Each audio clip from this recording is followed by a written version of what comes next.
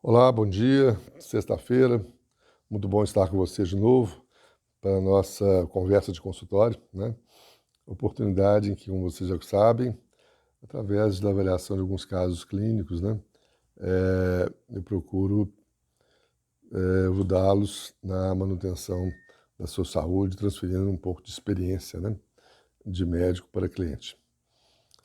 Eu vou me utilizar de um caso essa semana para introduzir uma discussão que eu acho extremamente importante, né, e que talvez nos tome umas 2 ou 3 semanas, versando sobre como escolher o seu médico e como avaliar, né, e como valorizar uma consulta. Esse é um tema extremamente importante e trago, então, a partir da história desse paciente, é um paciente não brasileiro, morador e nascido na Europa. Ele, no final do ano, procurou um serviço de emergência no seu país, com um quadro de dor torácica, ficou lá uns 2 ou 3 dias fazendo exames, nada foi encontrado. Ele veio para o Brasil em férias, resolveu fazer um procedimento estético no mês de janeiro. Durante e após esse procedimento, ele continuava apresentando essa dor torácica. Também nada foi encontrado lá pelo grupo que deu assistência a ele. E veio a Belo Horizonte para conhecer algumas coisas de Minas Gerais. Aqui essa dor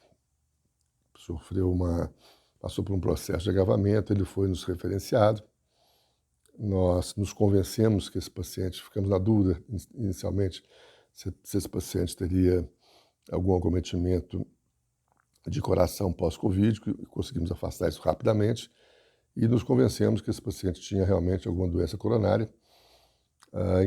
Encaminhamos esse paciente ao hospital e foi muito interessante porque o médico mais jovem que estava de plantão até me telefonou perguntando por que eu estava pensando em doença coronária nesse paciente, tal, porque ele não tinha percebido esse tipo de doença no paciente. E o fato é que o paciente foi submetido a um cateterismo e teve que ter colocado em suas coronárias nada mais, nada menos do que 7 stents, né?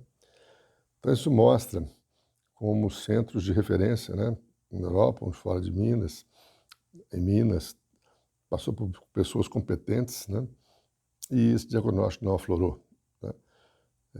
Certamente alguma coisa me fez, né, valorizar essa queixa dele. E certamente é possível, né? E com certeza aconteceu de alguns outros casos da minha vida ser o contrário, né? Então, existe toda uma, uma gama de fatores, né, que vão definir o sucesso ou o insucesso de uma consulta médica, o sucesso ou o insucesso do tratamento. E essa gama de fatores, obviamente, que ela começa pela competência, né? Então, a competência é necessária para que se faça uma boa medicina, mas ela não é suficiente, não é? Você não vai conseguir um bom médico que não seja competente, mas não quer dizer que o médico, sendo competente do ponto de vista técnico, ele vai ser um bom médico. Então, como tudo isso começa através de uma consulta sempre, né, nós queríamos trazer a discussão de vocês e até propor um para-casa para essa semana, daqueles que puderem nos responder para o WhatsApp. Acho que enriqueceria muito a nossa próxima conversa. A pergunta é: quais são os valores que me fazem procurar um determinado médico, né? Vamos citar aqui uns exemplos. Eu procuro um médico porque um grande amigo me indicou. Isso é um valor para mim, né, como cliente.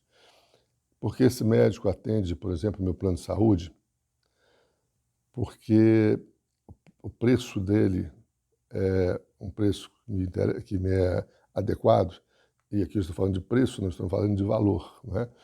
Porque é importante que a gente entenda que quando você consegue dar muito valor àquilo, aquilo é muito importante para você, o preço passa a ser mais insignificante, não é? Quando uma coisa tem pouco valor, qualquer preço é alto, não é? Vamos em frente, eu vou procurar um médico que eu prefiro que seja do sexo masculino ou do sexo feminino.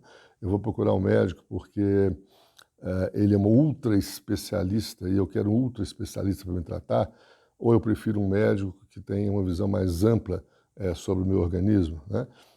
Eu quero um médico que para mim tenha mais valor se ele for mais velho e mais experiente, ou um médico que é mais jovem, e que se utilize mais, por exemplo, das informações via mídias sociais ou via internet, né? Então, existe uma série de valores, né, que cada um de nós tem quando se refere à nossa manutenção da saúde. Então, para que a gente possa discutir esses valores, eu gostaria muito de pedir a vocês que me mandassem por WhatsApp mesmo essa semana, aqueles são meus clientes, os que não são podem mandar pelo site, quais são os valores que vocês acham importantes numa consulta médica. E por que isso é importante?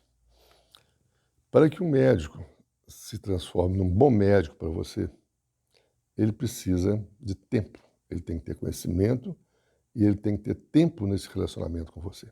Não é? Nós falamos semana passada sobre hipertensão. Não é? Então, na minha estante aqui tem 10 livros sobre hipertensão.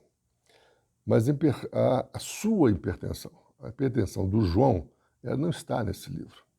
Então, eu preciso ter o conhecimento que vem do livro e eu preciso ter um tempo de conhecimento para entender e aprender como funciona o seu organismo para saber como eu vou tratar essa hipertensão. Isso tem um custo muito grande para o médico e tem um custo muito grande para o cliente. Então, se faz uma construção.